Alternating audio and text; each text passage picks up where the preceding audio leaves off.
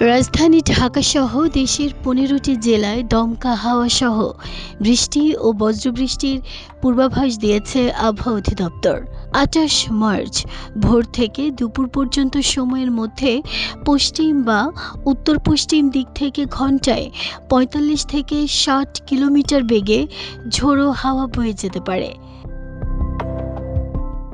দেশের অভ্যন্তরীণ নদীবন্দরগুলোর জন্য দেয়া এক পূর্বাভাসে জানানো হয়, সংশ্লিষ্ট এলাকার নদীবন্দরগুলোকে সতর্ক থাকতে ১ নম্বর সতর্ক সংকেত দেখাতে বলা হয়েছে।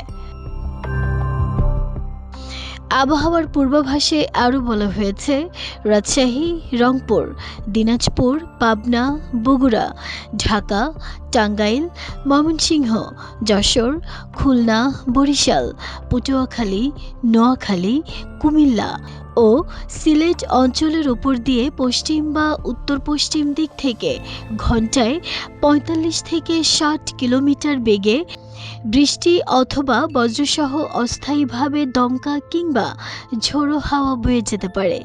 এ পরিস্থিতিতে এসব এলাকার নদীবন্দরগুলোকে ১ নম্বর সতর্ক সংকেত দেখাতে বলা হয়েছে। নাহিদা স্মৃতি, দেশ রূপান্তর।